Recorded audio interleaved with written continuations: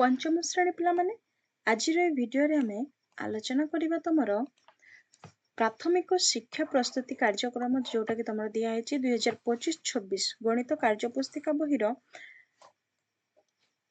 Page number 9 रु 11 जाय में आलोचना करिबा जोटा कि कार्यफल तमरो 1 दिया है एवं पाठ संख्या 1 कोण और कोणर माप विषय को आलोचना करिबा। तो देखो पिले 1 नंबर प्रश्न दिया है तल चित्रटीर नाम कौन। ए जो तले चित्रटी दिया है यार नाम कौन कहलो यार नाम होछि रेखाखंड। तो एठी लिखि दबो रेखाखंड। तापर नंबर 2 निम्न चित्र रे केतोटी रेखाखंड अछि गणि दबा 1 2 3 4 5। तो एठी लिखि दबो 5टी रेखाखंड अछि। तापर नंबर 3 रे प्रश्न अछि त्रिभुज रे थिबा बाहु मानकर नामकरण करी बाहु मानकर नाम लेख। अच्छा नामकरण कर दबो क ख ग। तापर बाहु मानकर ना लिखिबो क ख बाहु ख ग बाहु ग क बाहु। नंबर 4 रेखाखंड रे केतोटी प्रांत बिंदु थाए। रेखाखंड रे केतोटी प्रांत बिंदु थाए एडा होची रेखाखंड तो एडा होची प्रांत बिंदु एडा होची प्रांत बिंदु केतोटी थाए 2टी लिखि दबो 2टी। नंबर 5 तुमे रेखाखंड रो दैर्घ्य को केउ यंत्र रे मापो केउ यंत्र रे मापुचो स्केल रे लिखि दबो स्केल। तापर 6 नंबर क ख रेखाखंड रो दैर्घ्य केते। ए जो क ख रेखाखंड अछि आरो दैर्घ्य केते हम मापी दबा। तो देखो पिला माने एही परी तमे स्केल टे रखि के मापी दबो। तो एठी केते अछि 5 सेंटीमीटर 5 सेंटीमीटर अछि। तमे एमते स्केल माप रखिबो एवं मापी के देखिबो केते सेंटीमीटर हला तमे सेति के लिखिबो बुझियला। तो एठी लिखि दबो 5 सेंटीमीटर। तापर परवर्ती प्रश्न देखो 7 स्केल साहाय्य रे प और फ बिंदु को जोड़ी गोटे रेखाखंडटी अंकन कर। स्केल रखि के एठी सीधा गार पकेइबो बुझि पाइलो। एमिति सीधा गारटी दबो स्केल साहाय्य रे बुझि पाइलो। तापर देखो परवर्ती प्रश्न को जीवा 8 नंबर कौन कहते 5 सेंटीमीटर दैर्घ्यर रेखाखंडटी अंकन कर। तमे 5 सेंटीमीटर दैर्घ्य विशिष्ट गोटे रेखाखंड एपरि भाबरे स्केल साहाय्य रे अंकन करिवो। 9 नंबर निम्न चित्र गुरिक मध्यरु कोणर चित्र तले टिक चिन्ह दियो। आइरे कोण नाही किछि दबनी आइरे कोण अछि कोण अछि टिक चिन्ह दबो। एठी कोण नाही एठी कोण अछि टिक चिन्ह दबो बुझि पाइलो। तापर परवर्ती प्रश्न को जीवा। परवर्ती प्रश्न रे कोन कहै देखिबा।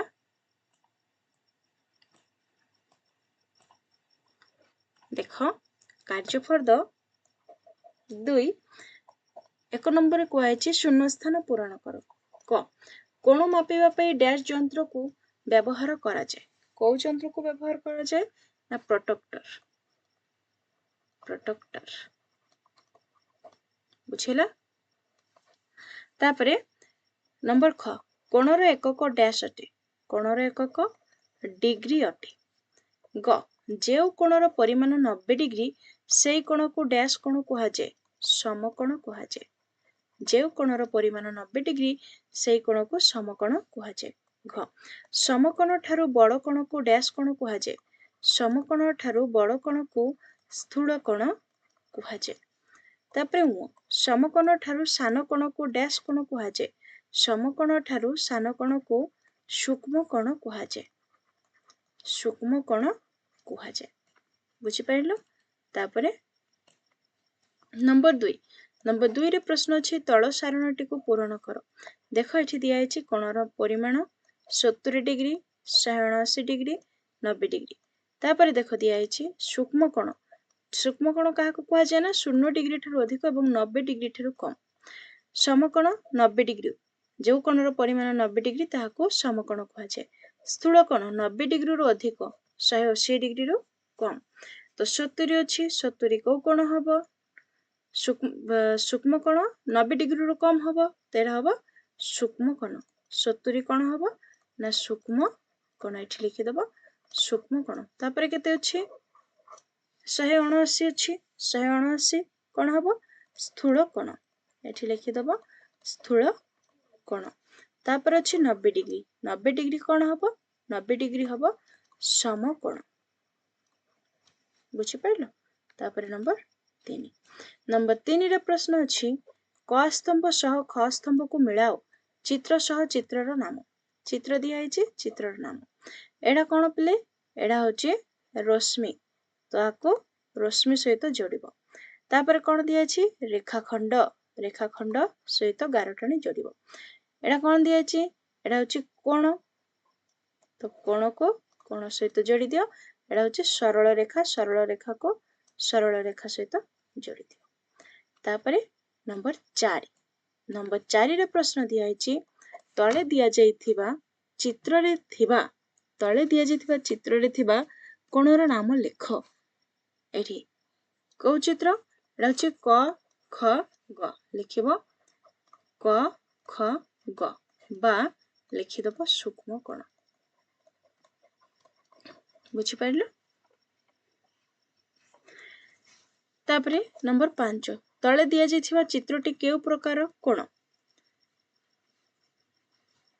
सूक्ष्म कोण समकोण स्थूल कोण एडा की प्रकार कोण एडा होची स्थूल कोण एठी लिखि दबो स्थूल कोण। तापरे परवर्ती प्रश्न को जिबा। परवर्ती प्रश्न दिया है देखो एडा होची तमरा आकलन फर्द। 1 नंबर दिया है निम्न रे प्रत्येक प्रश्न पाखरे संभाव्य उत्तर अछि सेथिरु ठीक उत्तरटी बाछि ता पाखरे टिक चिन्ह दियो। करे अछि वर्गचित्र रे केतोटी कोण थाए वर्गचित्र के किपरि पिले जार चारोटी बाहु समान। बुझी पाइलो वर्गचित्र हबो एडा होची वर्गचित्र एई बाहु सहित एई बाहु एई बाहु सहित एई बाहु समान। केतोटी कोण अछि वर्गचित्रर चारोटी कोण अछि तेठी लिखि दबो चारोटी। बुझिला। तापरे ख 35 डिग्री कोणटी केउ प्रकार कोण 35 माने 90 डिग्री रु कम तेणु एटा हबो कोण सूक्ष्म कोण समकोण स्थूल कोण केउटी नुहे। तो पिला आरो उत्तर हबो सूक्ष्म कोण। सूक्ष्म कोण ठीक आंसर हबो। बुझी पाइलो। तापरे नंबर ग रे प्रश्न दिया है षडभुज रे केतोटी कोण थाए षडभुज रे 6टी कोण थाए। तापरे घ केउटी कोण मापक यंत्र ता पाखरे टिक चिन्ह दियो। कोण मापक यंत्र होची प्रोट्रैक्टर तो टिक चिन्ह दबो। तापरे मु गोटिए कोण रे केतोटी बाहु थाए गोटिए कोण रे केतोटी बाहु थाए ना गोटिए कोण रे कोण एमती थिबो गोटिए कोण रे 2टी बाहु थाए। तापरे नंबर 6 रे प्रश्न अछि एही त्रिभुज चित्रटीर नाम कोण। एठी ऑप्शन डी दिया चतुर्भुज त्रिभुज षडभुज सप्तभुज। तो पिला आरो सठिक उत्तरटी हबो त्रिभुज। बुझी पाइलो त्रिभुज।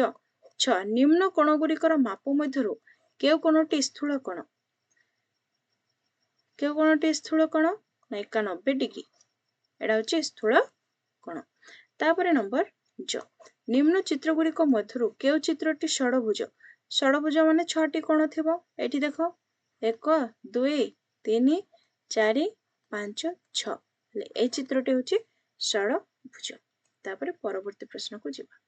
परवर्ती प्रश्न दिया है देखो नंबर 2 तळे दिया जाइथिबा कोण गुरिकु मध्यरु जे गुरिक सूक्ष्म कोण ता चारिपटे गोल। अच्छा हमें सूक्ष्म कोण चारिपटे गोल बुलेइबा सूक्ष्म कोण का को जे पिला माने जो कोणर परिमाण 0 डिग्री ठारू अधिक किंतु 90 डिग्री ठारू कम। तो 0 डिग्री ठारू अधिक 25 आ चारिपटे गोल बुलेइबो। तापरे 90 डिग्री रु कम हबो हला 60 डिग्री एडा हबो कोण सूक्ष्म कोण। आउ कोण अछि 82 डिग्री। तापरे समकोण चारिपटे आयताकृति चिन्ह समकोण चारिपटे समकोण किए अछि 90 डिग्री अछि करि दियो आउ नाही तापरे स्थूल कोण चारिपटे त्रिभुज चिन्ह एडा होछि स्थूल कोण त्रिभुज चित्र करि दबो